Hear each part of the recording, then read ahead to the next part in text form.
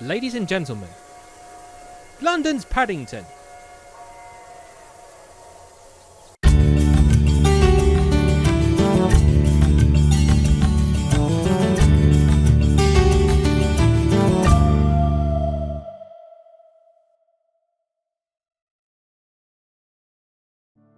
Welcome back to my corner, and today I'm going to be looking at one of Dapol's most recent re-releases, the Pannier Tank, or as I used to call as a child, the Duck Train.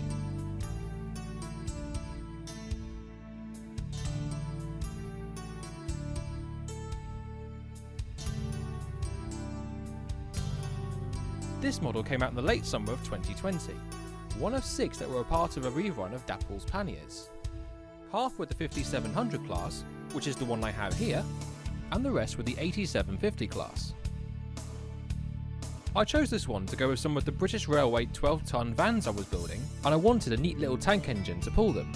Although my collection is a mixture of different regions, I'm a Great Western man at heart. I have always thought the GWR looked better in BR colours, specifically with the early crest. I'm not really into the red line. Although I said London's Paddington earlier, referencing the Railway series, engine number 6739 was actually built in Yorkshire, but I'm not here to give a history lesson, so let's just crack on with the review. The Duck Train has a die-cast chassis block and footplate for excellent adhesion and pulling power, while the majority of the body shell is made of plastic.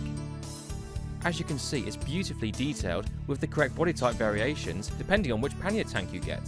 Unlike the old Lima 4F where all of the detail was part of the body shell, the pannier's detail is all individually applied, like this turn brass chimney and safety valve. This model is superbly detailed. Everything is so fragile, you have to decide where the best place to pick it up is. I'd go from under the handrails personally. The box it comes in has it so that the model is screwed in from under its chassis. That way it doesn't suffer from being dragged out of foam and you don't lose any small details. It can be labour intensive having to find the right holes to screw it back in again, but it's a relief to know I won't take off any small details as I take it out of the box.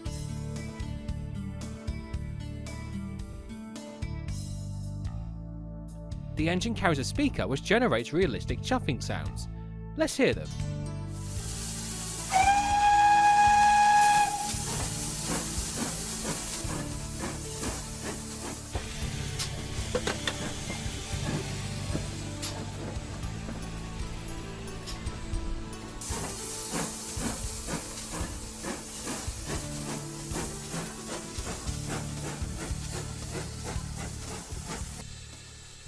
Very nice. If only I had DCC. Sorry, these engine sounds were given to me by Chris Eden Green. Dapol's team have sourced theirs with the help of the Worcester Locomotive Society, and they have also given much assistance with developing the overall model. If you have DCC, and you're given the model a decoder, you'll be able to hear the sounds of Duck Train number L92. The detailing continues underneath. Here you have the ash pan with double brake rodding. If you think the colour of the ash pan is too obvious, you can always turn it down using weathering powders and paint. The model is also animated. In the place where the firebox is, there is a light bulb which creates a flickering fire effect, and this would have come on whilst the engine was moving. The cab doors have working miniature hinges, excellent for posing with when looking to recreate scenes such as a member of the crew climbing aboard, or a driver simply leaning out of the cab's side window. The cab roof is detachable. It's held on by 2 magnets. This makes it easier for anyone to see the cab's details. The levers and tubes have been put on separately as well.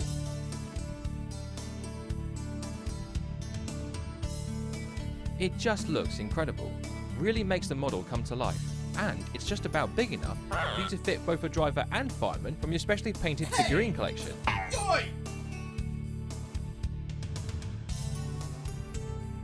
What the hell are you looking at? The buffer heads are turned brass painted black, and the screw-link couplings are made of plastic. The buffers are sprung, and as you can see, there is a little bit of resistance. This is to prevent buffer lock, just like on the real railway. Specifically if you're pulling a train and going around tight curves. The springs on these buffers are tighter compared to Dapol's previous models, but it's a wonder if these look realistic once pressed against another set of buffers. Let's try them out using this wagon. Are these buffers too stiff though classed as being unsprung? We'll soon find out once they've shunted to get or too stiff that they catapult rolling stock? I kind of need that wagon. Can you go and fetch it, please? That might not have been a good idea, actually. A model train can have the same astute characteristics of that of a dog. So when you throw them a stick, they're more likely to come back with a totally different... Huh?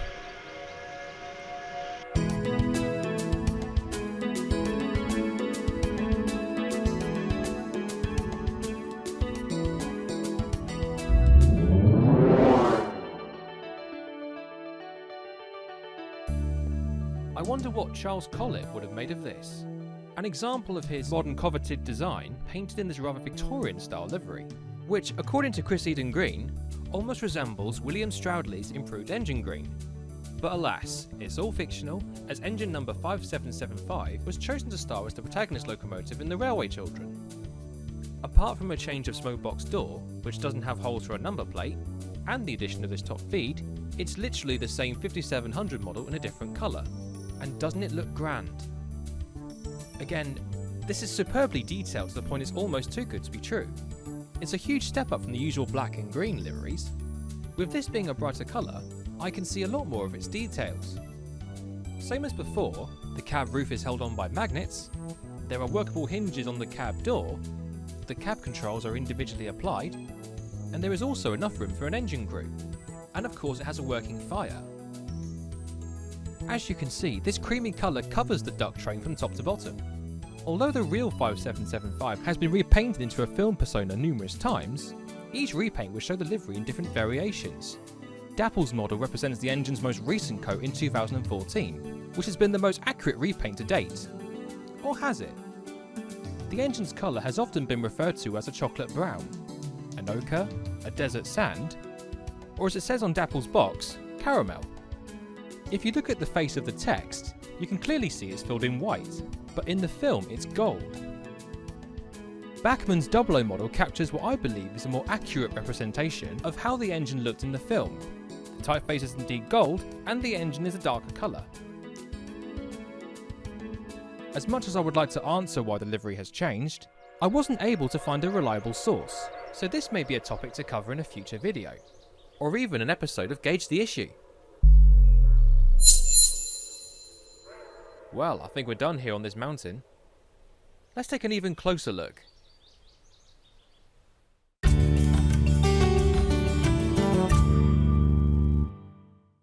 Here's my workbench, and here I have dissected this scrumptious duck train for you to see its innards. Well, the electrics.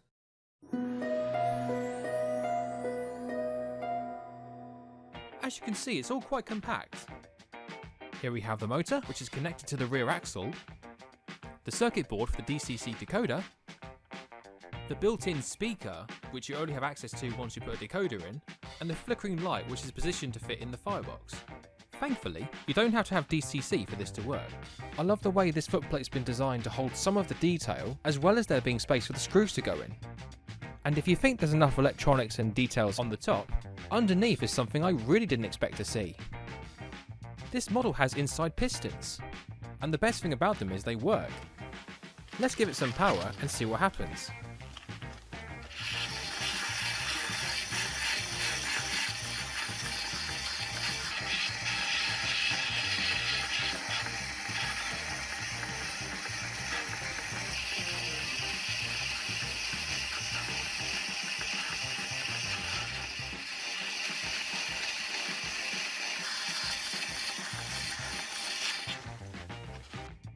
Okay, I will admit there's not an awful lot of movement, but still, this is a huge step up for Dapol.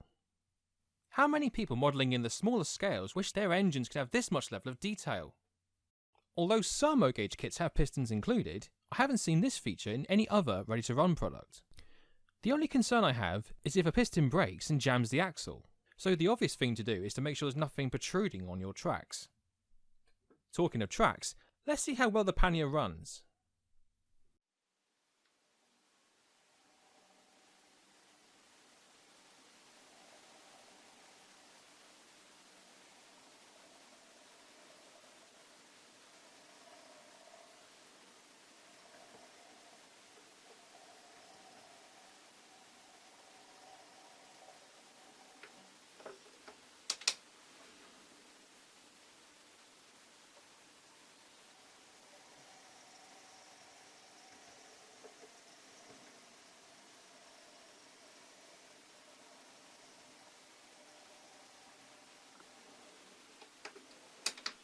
Okay, let's make it go a bit faster.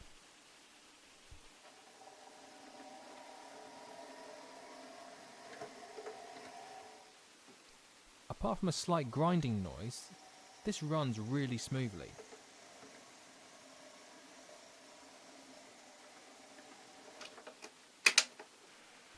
This is so much easier to operate. Compared to Lima's 4F, I'm more relaxed than I was before. I have more control over the engine's speed, I can follow it more easily on my camera. I'm able to film exactly what I was hoping to achieve with the 4F. Now for the part you've all been waiting to see, the working firebox. Of course, the faster you go, the brighter it gets.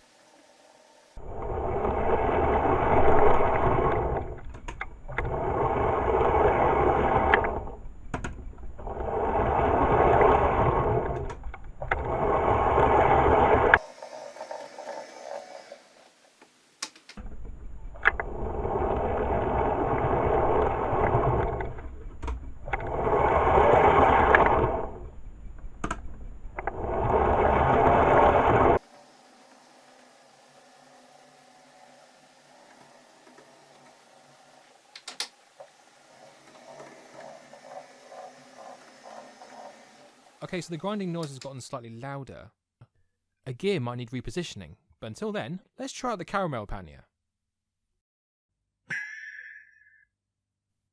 The only obvious difference between these two is the colour, so let's see if there's anything new to pick up.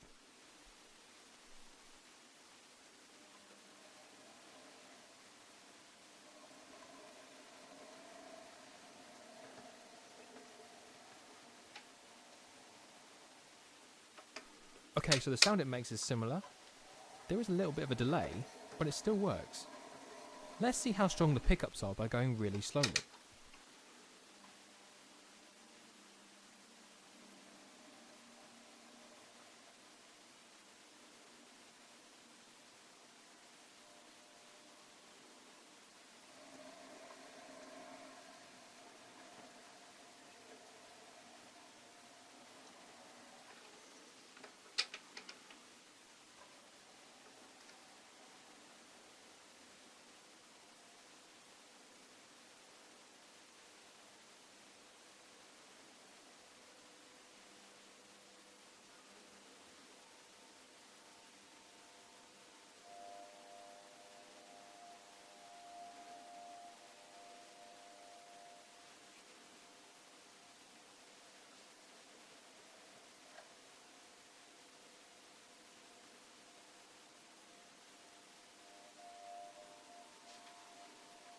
It's holding. Look at that, I didn't even have to nudge it. Okay, so I don't know about you, but I felt like this ran just as well as the black Pannier. Let's try out the firebox.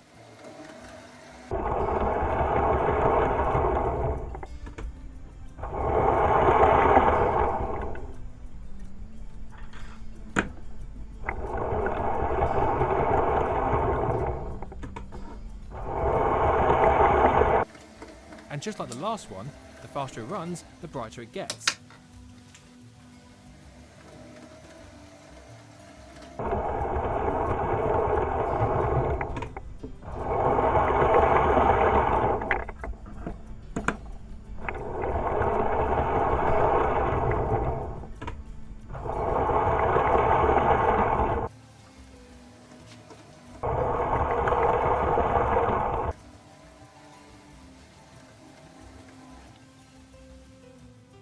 I think it's time we gave these two a train to pull.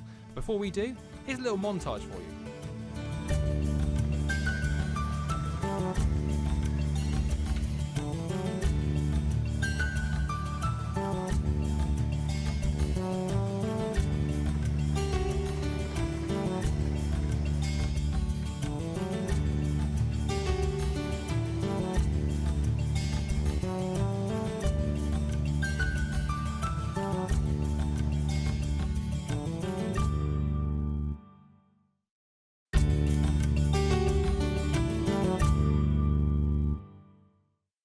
It's that time of the episode where I get out my O-gauge Rivarossi track, a company that was later bought out by Lima, and now both companies are owned by Hornby. Oh, you knew that? Sorry. Same as before, I have set up a huge loop consisting of 8 straights on each side, with the addition of this left-hand points. This is so I can have one duck train running, whilst the second one is stationed. Each locomotive will pull a different train. For 6739, I intend to try and recreate a goods train like this.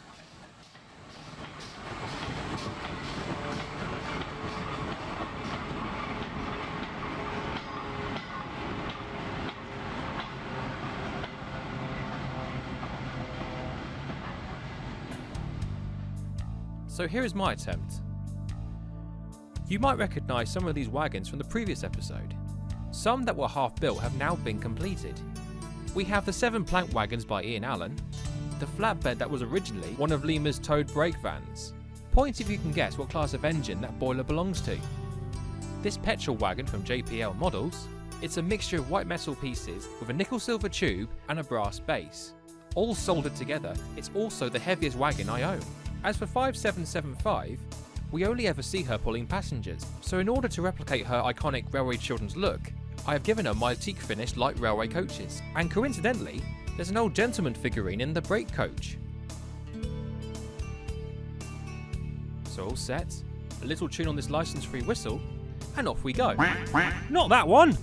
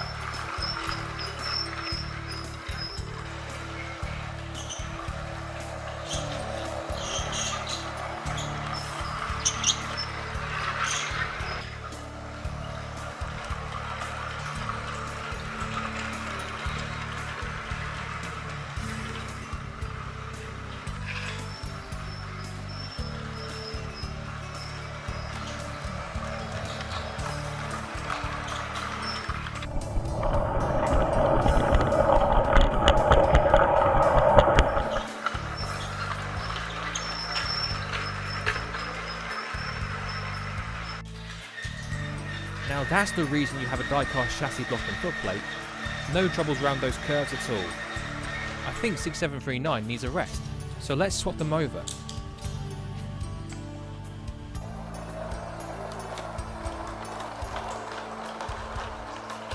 Don't ask how these two didn't collide.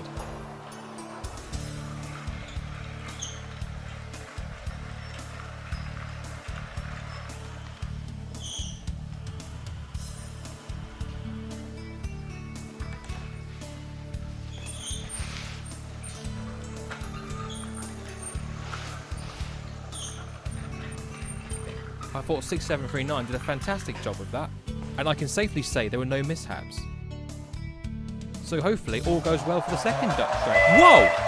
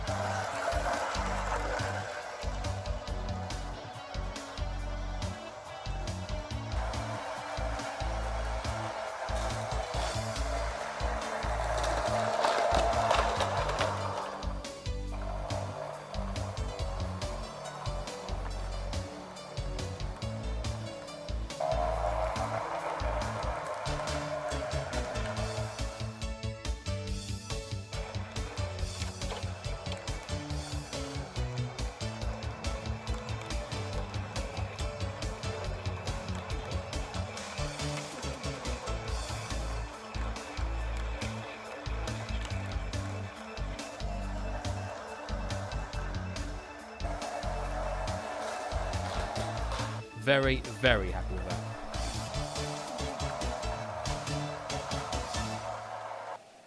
To end this segment, I thought I'd have 6739 and 5775 double heading an even longer goods train.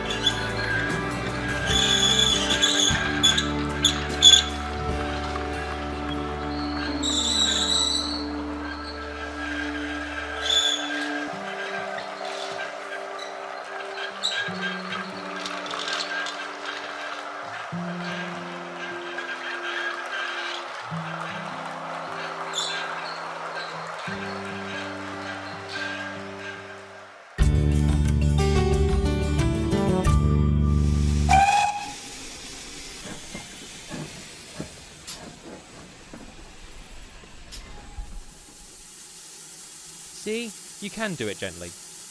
We're just in time to watch a reenactment of one of my favourite scenes in The Railway Children.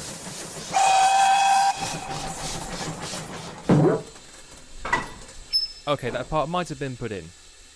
It's the scene in which Roberta reunites with her father, and we watch as the two lovingly embrace each other. Oh, God. Oh, now for the price. I bought these two from Hatton's, and they both cost £199. This price can vary depending on the retail outlet. Now you might think this price is something to cry over, but I think it's very reasonable, even generous.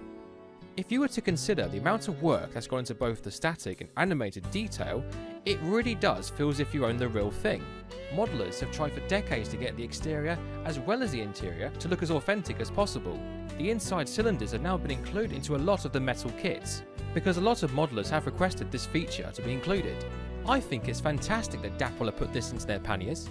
I never thought I would see inside pistons on an off-the-shelf model, and now they need to do the same with the other locomotives. You might not see much of the glowing firebox, and the inside working is only partial, but it's there simply because some modelers want their model engine to work as much like the real thing as possible. These features are not for everyone, but it's the standard price for Dapol's O-gauge tank engines, so you're not paying anything extra for all those details. Having the speaker installed in the model is another great feature. In Double O, you either have it placed inside a wagon or a tender. I don't have DCC, but it's nice to know that all I have to do is plug in a decoder and it should make chuffing noises. This was the first time I gave these two a train to pull, and I was especially impressed with 6739's performance. She had all of the heavier stock, and yet she pulled all those trucks around the curves quite easily. Lima's 4F would have stalled doing that. The weighted chassis block and footplate really does help to improve the engine's haulage capacity. There was one or two times where the stock came off the tracks, but I think that was due to lack of space between the wagons. Most of them don't have sprung buffers. These ones are made of white metal. Most of them were bent after filming this episode, so I have now opted for Pico sprung buffers, and I am slowly updating my stock. The only major issue I had with the pannier was the plastic couplings. The top hook came off the screw link on both engines during filming. It was difficult to latch them back on again, and I was really worried about snapping the plastic. Most of Dapol's previous models use metal couplings, and in my opinion they work a lot better. They even have a little weight to them. The plastic couplings are slightly smaller than the metal ones, but I don't see why they can't be made with the same material. Luckily, Dapol sells their metal screw link couplings separately. I've already bought 2 sets of these, and when I get the chance I'm going to take out the plastic ones and replace them with these. They might be a bit big and not accurately to scale, but I personally don't care. As long as these two can pull trains, I'm happy.